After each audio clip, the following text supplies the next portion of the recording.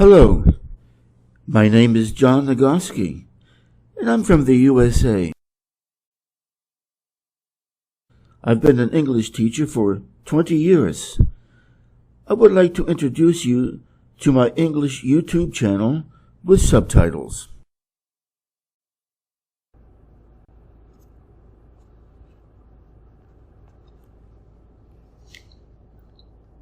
One of the most requested motivational lectures of all time. I say that you ought to get rich, and it is your duty to get rich. The men who get rich may be the most honest men you find in the community. Let me say here clearly, 98 out of 100 of the rich men of America are honest. That is why they are rich.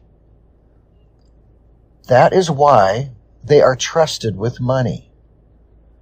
That is why they carry on great enterprises and find plenty of people to work with them. It is because they are honest men. The central idea of the work is that one need not look elsewhere for opportunity, achievement, or fortune. The resources to achieve all good things are present in one's own community. Look in your own backyard for those acres of diamonds.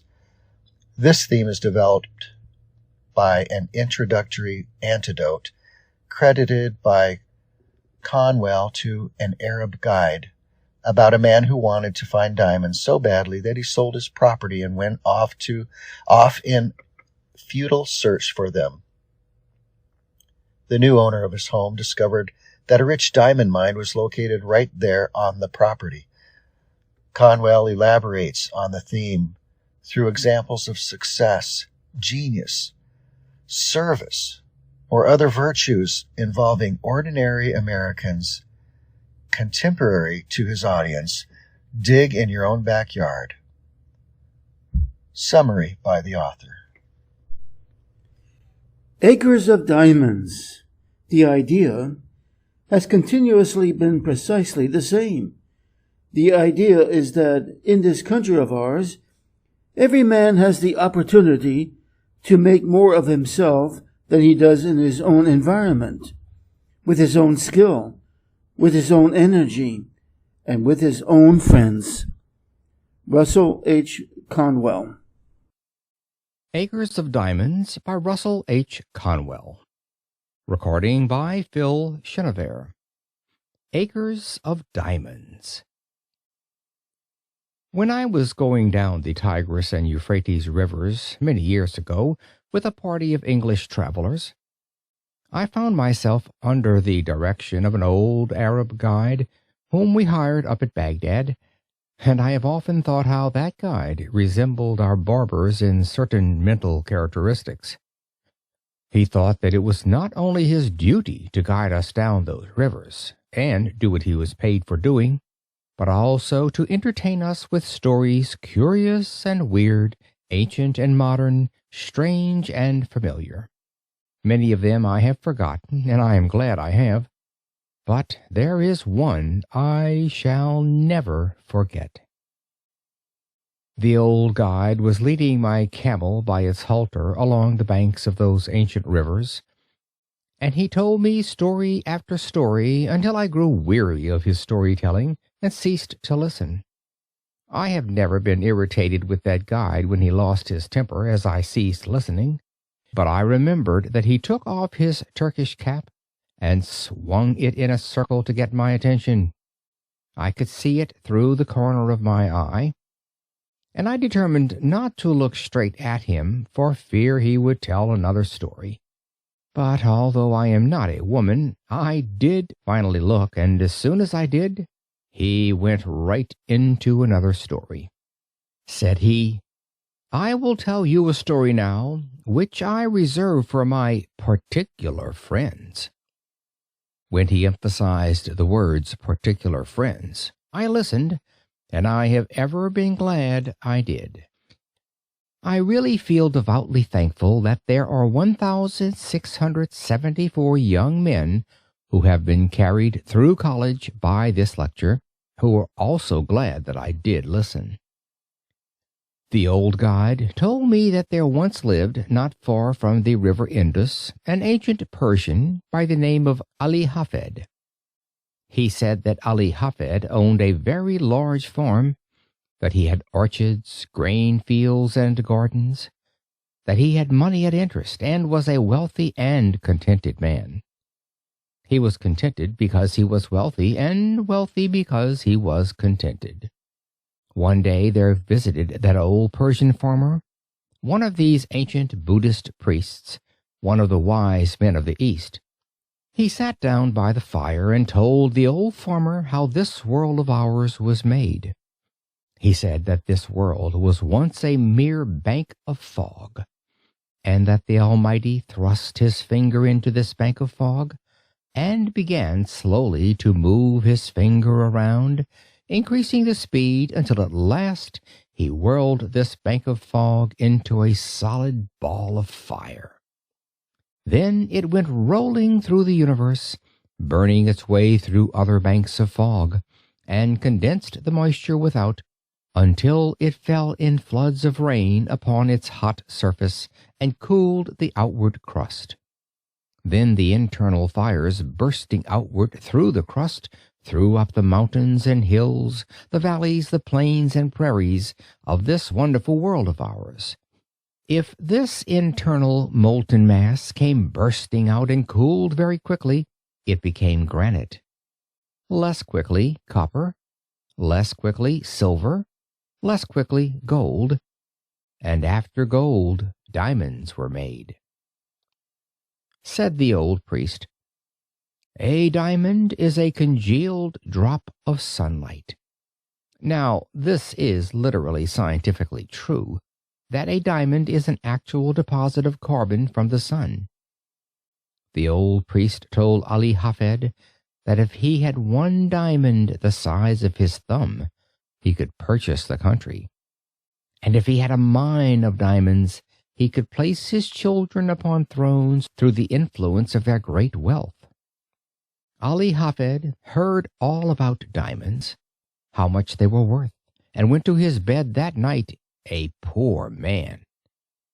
He had not lost anything, but he was poor because he was discontented, and discontented because he feared he was poor.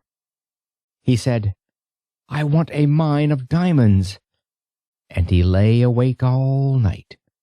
Early in the morning he sought out the priest. I know by experience that a priest is very cross when awakened early in the morning, and when he shook that old priest out of his dreams, Ali Hafed said to him, "Will you tell me where I can find diamonds?"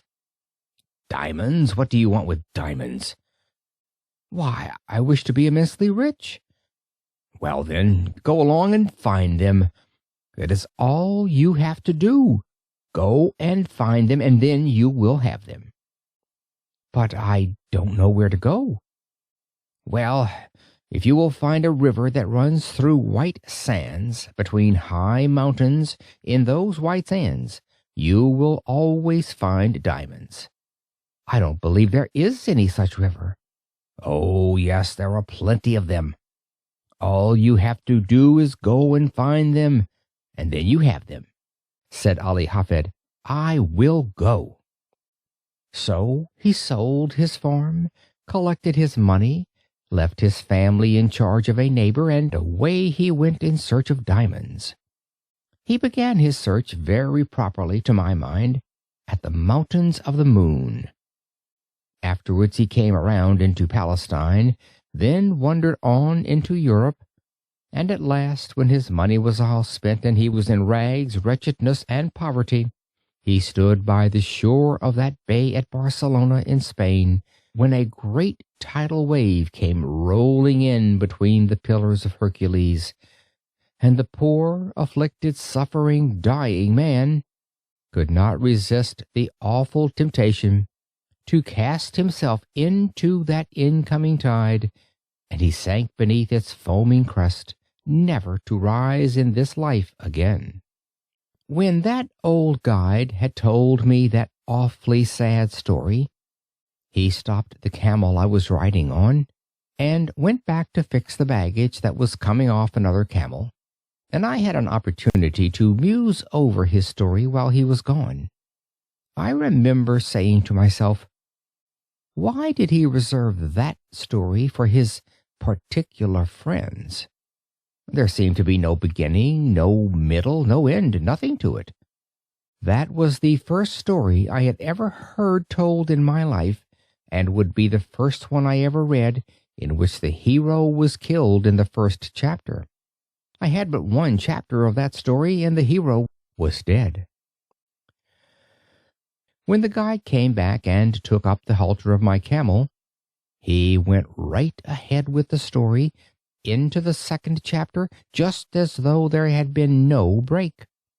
The man who purchased Ali Hafed's farm one day led his camel into the garden to drink, and as that camel put its nose into the shallow water of that garden brook, Ali Hafed's successor noticed a curious flash of light from the white sands of the stream. He pulled out a black stone having an eye of light reflecting all the hues of the rainbow. He took the pebble into the house and put it on the mantel which covers the central fires, and forgot all about it. A few days later, this same old priest came in to visit Ali Hafed's successor, and the moment he opened that drawing-room door, he saw that flash of light on the mantel, and he rushed up to it and shouted, "Here is a diamond! Has Ali Hafed returned?" "Oh no, Ali Hafed is not returned, and that is not a diamond. That is nothing but a stone we found right out here in our own garden." "But," said the priest, "I tell you I know a diamond when I see it. I know positively that is a diamond." Then together they rushed out into that old garden and stirred up the white sands with their fingers, and lo, there came up other, more beautiful and valuable gems than the first. "Thus," said the guide to me, and friends, it is historically true, was discovered the diamond mine of Golconda, the most magnificent diamond mine in all the history of mankind, excelling the Kimberley itself. The Koh-i-Noor and the Orloff of the crown jewels of England and Russia, the largest on earth, came from that mine. When that old Arab guide told me the second chapter of his story, he then took off his Turkish cap and swung it around in the air again to get my attention to the moral. Those Arab guides have morals to their stories, although they are not always moral. As he swung his hat, he said to me, "Had Ali Hafed remained at home and dug in his own cellar, or underneath his own wheat fields, or in his own garden, instead of wretchedness, starvation, and death by suicide in a strange land, he would have had acres of diamonds. For every acre of that old farm, yes, every shovelful, afterward revealed gems which since have decorated the crowns of monarchs." When he had added the moral to his story, I saw why he reserved it for his particular friends. But I did not tell him I could see it. It was that mean old Arab's way of going around a thing like a lawyer to say indirectly what he did not dare say directly, that, in his private opinion, there was a certain young man then traveling down the Tigris River that might better be at home in America. I did not tell him I could see that, but I told him his story reminded me of one, and I told it to him quick, and I think I will tell it to you. I told him of a man out in California in 1847 who owned a ranch. He heard they had discovered gold in Southern California, and so, with a passion for gold, he sold his ranch to Colonel Sutter, and away he went, never to come back. Colonel Sutter put a mill upon the stream that ran through that ranch, and one day his little girl brought some wet sand from the raceway into their home and sifted it through her fingers before the fire. and in that falling sand a visitor saw the first shining scales of real gold that were ever discovered in California. The man who owned that ranch wanted gold, and he could have secured it for the mere taking. Indeed, $38 million have been taken out of very few acres since then. About 8 years ago, I delivered this lecture in a city that stands on that farm, and they told me that a one-third owner for years and years has been getting $120 in gold every 15 minutes, sleeping or waking, without taxation. You and I would enjoy an income like that if we didn't have to pay an income tax. But a better illustration really than that occurred here in our own Pennsylvania. If there is anything I enjoy above another on the platform, it is to get one of these German audiences in Pennsylvania before me and fire that at them, and I enjoy it tonight. There was a man living in Pennsylvania, not unlike some Pennsylvanians you have seen, who owned a farm, and he did with that farm just what I would do with a farm if I owned one in Pennsylvania. He sold it. But before he sold it, he decided to secure employment collecting coal oil for his cousin, who was in the business in Canada, where they first discovered oil on this continent. They dipped it from the running streams at that early time.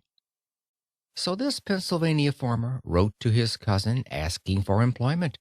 You see, friends, this farmer was not altogether a foolish man. No, he was not. He did not leave his farm until he had something else to do. Of all the simpletons the stars shine on, I don't know of a worse one than the man who leaves one job before he has gotten another. That has especial reference to my profession and has no reference whatever to a man seeking a divorce. When he wrote to his cousin for employment, his cousin replied, "I cannot engage you because you know nothing about the oil business." Well, then the old farmer said, "I will know," and with most commendable zeal, characteristic of the students of Temple University, he set himself at the study of the whole subject. He began away back at the second day of God's creation, when this world was covered thick and deep with that rich vegetation which since has turned to the primitive beds of coal. He studied the subject until he found that the drainings really of those rich beds of coal furnished the coal oil that was worth pumping, and then he found how it came up with the living springs. He studied until he knew what it looked like, smelled like, tasted like, and how to refine it. "Now," said he in his letter to his cousin, "I understand the oil business." His cousin answered, "All right, come on." So he sold his farm, according to the county record, for $833, even money, no cents. He had scarcely gone from that place before the man who purchased the spot went out to arrange for the watering of the cattle. He found the previous owner had gone out years before and put a plank across the brook back of the barn, edgewise into the surface of the water just a few inches. The purpose of that plank at that sharp angle across the brook was to throw over to the other bank a dreadful-looking scum through which the cattle would not put their noses.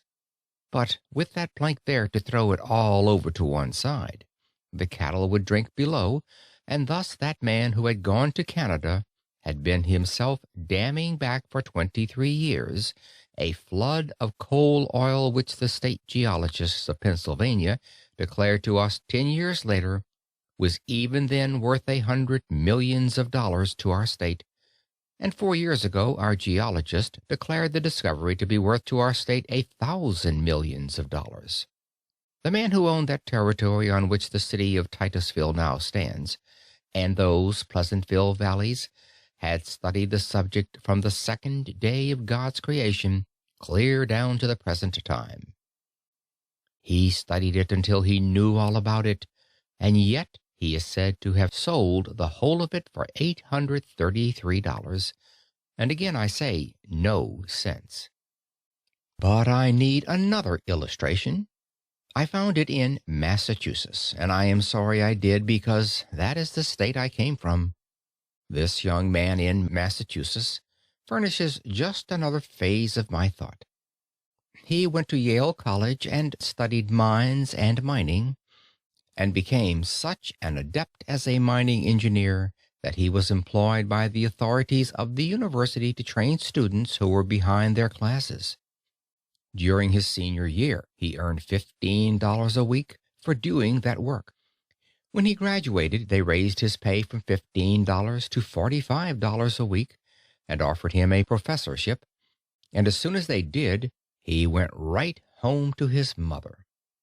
If they had raised that boy's pay from $15 to $15.60, he would have stayed and been proud of the place. But when they put it up to $45 at one leap, he said, "Mother, I won't work for $45 a week. The idea of a man with a brain like mine working for $45 a week. Let's go out in California and stake out gold mines and silver mines and be immensely rich." Said his mother, "Now, Charlie, it is just as well to be happy as it is to be rich." "Yes," said Charlie, "but it is just as well to be rich and happy, too." And they were both right about it. As he was an only son and she a widow, of course he had his way. They always do. They sold out in Massachusetts, and instead of going to California, they went to Wisconsin, where he went into the employ of the Superior Copper Mining Company at $15 a week again, but with the proviso in his contract that he should have an interest in any mines he should discover for the company. I don't believe he ever discovered a mine, and if I am looking in the face of any stockholder of that copper company, you wish he had discovered something or other. I have friends who are not here because they could not afford a ticket, who did have stock in that company at the time this young man was employed there. This young man went out there, and I have not heard a word from him. I don't know what became of him, and I don't know whether he found any mines or not, but I don't believe he ever did. But I do know the other end of the line. He had scarcely gotten out of the old homestead before the succeeding owner went out to dig potatoes. The potatoes were already growing in the ground when he bought the farm, and as the old farmer was bringing in a basket of potatoes, it hugged very tight between the ends of the stone fence. You know, in Massachusetts our farms are nearly all stone wall. There you are obliged to be very economical of front gateways in order to have some place to put the stone. When that basket hugged so tight, he set it down on the ground, and then dragged on one side and pulled on the other side, and as he was dragging that basket through, this farmer noticed in the upper and outer corner of that stone wall, right next to the gate, a block of native silver 8 inches square. That professor of mines, mining, and mineralogy, who knew so much about the subject that he would not work for $45 a week, when he sold that homestead in Massachusetts, sat right on that silver to make the bargain. He was born on that homestead, was brought up there, and had gone back and forth rubbing the stone with his sleeve until it reflected his countenance and seemed to say, "Here is $100,000 right down here just for the taking." But he would not take it. It was in a home in Newburyport, Massachusetts, and there was no silver there. All away off. Well, I don't know where, and he did not, but somewhere else. And he was a professor of mineralogy. My friends, that mistake is very universally made. And why should we even smile at him?